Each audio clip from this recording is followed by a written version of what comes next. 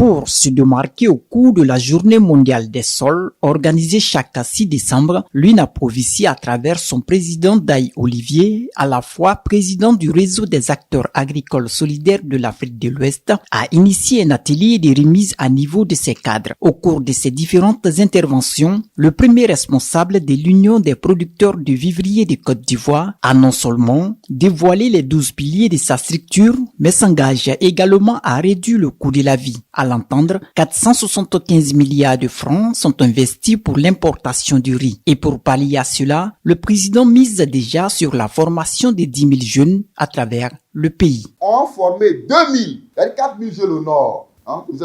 Tu prends 2 départements, tu prends 20 villages et tu prends 100 jeunes par village. Ça fait 4 000 jeunes au nord. On forme 4 000 jeunes au centre, 4 000 jeunes à l'est, 4 000 jeunes à l'ouest. Ça fait 10 000 jeunes qu'on met dans la nature.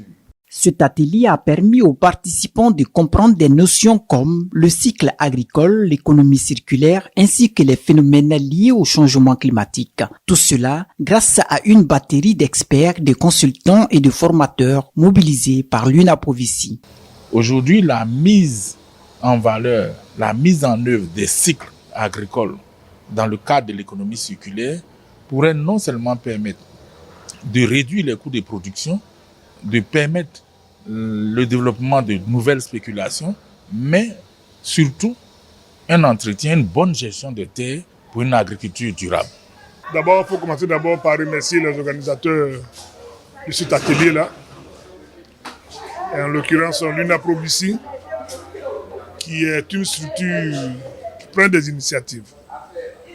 Et j'ai dit le développement d'abord pas d'une échelle micro à une échelle macro. Et je pense que l'UNAPROVICI s'inscrit dans cette logique-là.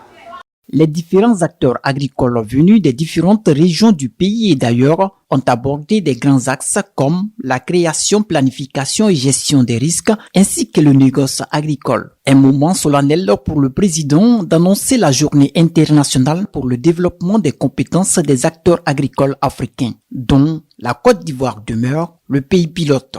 Depuis 2023, je suis président de l'Union nationale des producteurs de vivriers, mais mon constat durant mes différentes missions, c'est que les gens n'ont pas d'expertise.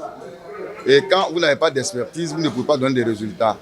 Donc aujourd'hui, nous avons initié ce qu'on appelle la journée internationale pour le développement des compétences des acteurs agricoles africains.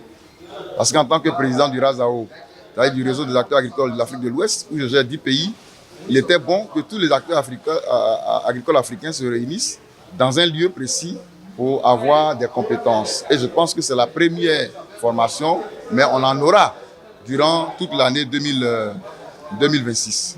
D'entrée de jeu, nous avons montré les 12 piliers de l'UNAPROVICI. Et puis ensuite, nous avons abordé les thèmes. Le premier thème, c'est création, planification et gestion des risques dans la mise en œuvre d'un projet agricole. Ce thème-là va nous amener à former des conducteurs de travaux agricoles, parce qu'il n'y en a même pas assez. Le deuxième thème parlait du négoce international des matières premières agricoles. Donc, comment organiser de façon efficiente la commercialisation des produits agricoles sur le plan national et international. Et j'ai eu l'amitié de voir 2 éminents orateurs, M. Esmel Lorne et M. Joël Nguessan.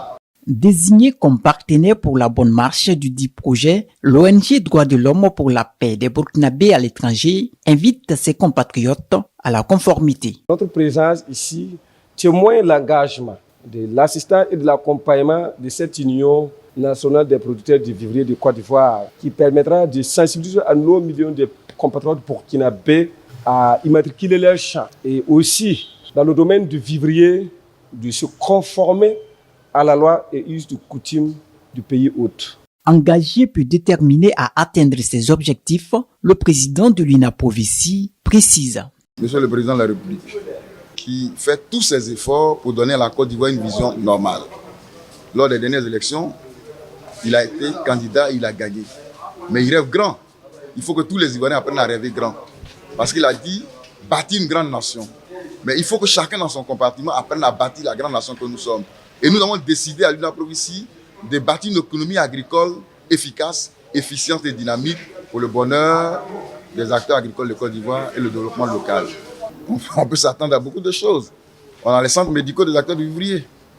On a la société de transport, les paysans modernes de Côte d'Ivoire. J'ai déjà commandé une dizaine de cars qui vont faire les actes de Beaunois et d'Alépé et d'Azopé. Ensuite, on envoie les gros camions pour transporter les marchandises parce que nous, on commence par les centres de populaires villageois, les centres de groupage, sous-préfectoraux et départementaux et les marchés de gros à guichet unique. Plus loin, le président Daï Olivier compte booster 80 000 jeunes via 8 000 villages afin de régler la question de commercialisation agricole.